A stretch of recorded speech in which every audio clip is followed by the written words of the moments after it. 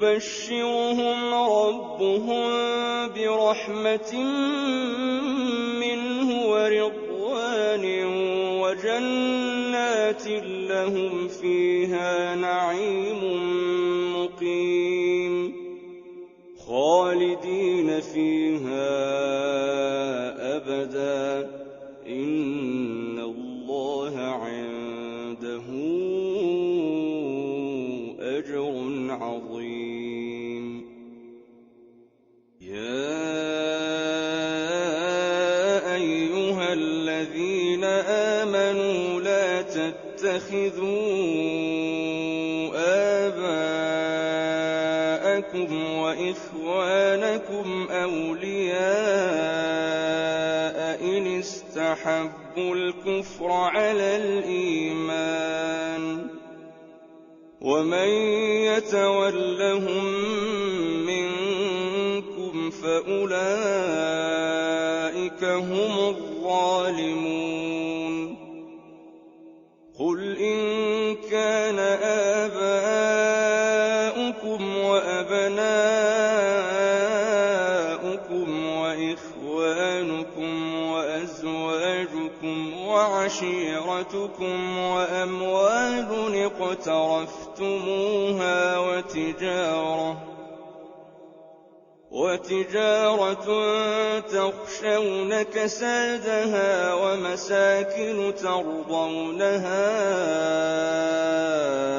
أحب إليكم من الله ورسوله وجهاد في سبيله فتربصوا حتى يأتي الله بأمره والله لا يهدي القوم الفاسقين. لقد نصركم الله في مواطن كثيرة ويوم حنين إذ أعجبتكم كثرتكم فلم تغن عنكم شيئا وضاقت عليكم الأرض بما رحبت ثم وليتم مدبرين.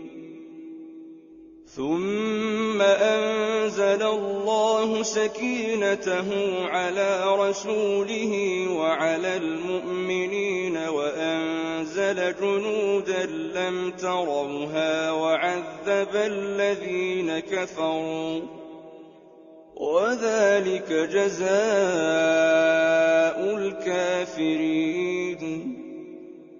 ثم يتوب الله من بعد ذلك على من يشاء والله غفور رحيم.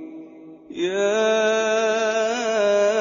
أيها الذين آمنوا إنما المشركون نجس فلا يقربوا المسجد الحرام بعد عامهم هذا وإن خفتم عيلة فسوف يغنيكم الله من فضله إن شاء إن الله عليم حكيم.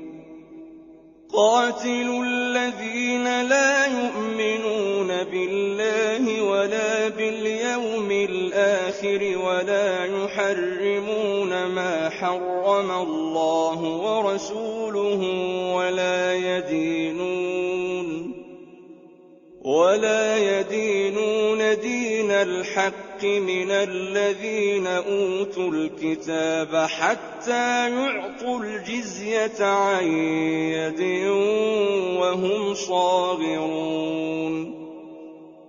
وقالت اليهود عزير ابن الله وقالت النصارى المسيح ابن الله ذلك قولهم بأفواههم يضاهئون قول الذين كفروا من قبل قاتلهم الله أن يُؤْفَكُونَ